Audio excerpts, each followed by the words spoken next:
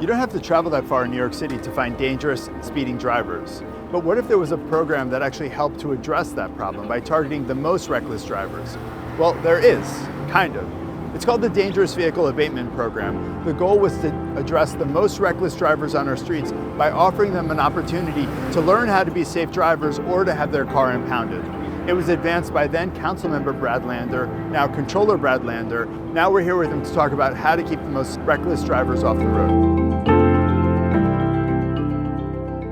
I want to talk to you about the Dangerous Vehicle Abatement Program, the inspiration, and also maybe you want to say something about the name as well. Well, I still call it the Reckless Driver Accountability Act. That's what it is. It's designed to have accountability for repeat reckless driving. In order to get it to pass legal muster, we had to focus on the idea that the vehicles, when operated recklessly, become nuisances. But the problem is not the vehicle, the problem is the driver. So we know with the speed safety camera tickets, most people who get one aren't getting two. In this case, we're talking about repeat offenders. And so that's all right. Let's focus on that set of the most egregious repeat reckless drivers because they're the most likely to be in harm-causing crashes. Well, so people are still driving recklessly, the roads are getting more dangerous, but the program's not where it needs to be. So where are we at now? So, look, the program was designed to enforce for 5,000 drivers. Unfortunately, the Department of Transportation really, in my opinion, stood it up to fail, did not take it seriously from the start. They only even initiated any action on 1,605.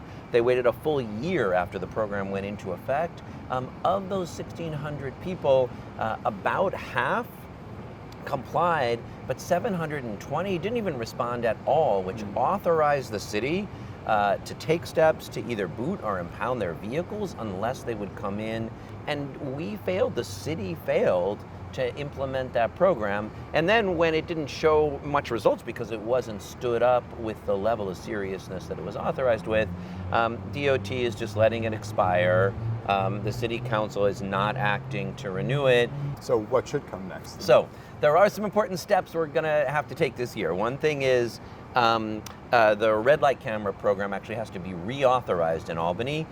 So there's also some bills that have been introduced to say if you are a repeat speeder or reckless driver, there would be other consequences. You could lose your license, or alternatively, they could put a speed delimiter in your vehicle.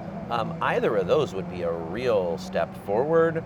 Great. And I also know that you advance this with so many members of Families for Safe Streets, so I'm just curious, you've been in the trenches with them of what it means that this program is expiring. Look, so many of the Families for Safe Streets members lost loved ones to reckless driving. And in some ways, every one of those crashes is heartbreaking.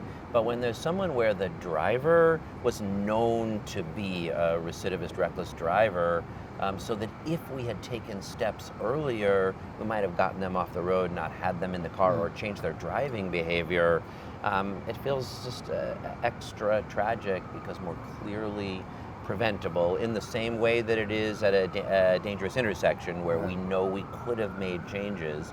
I guess what I'll say is I'm inspired every time I see those folks who come up with the courage out of this enormous personal tragedy to keep pushing forward to save other people's kids and family members' lives. They have saved so many already. The number of lives saved by this advocacy is in the hundreds just in the past few years in New York City without, you can't know exactly which ones are saved, but I just don't have any doubt about it.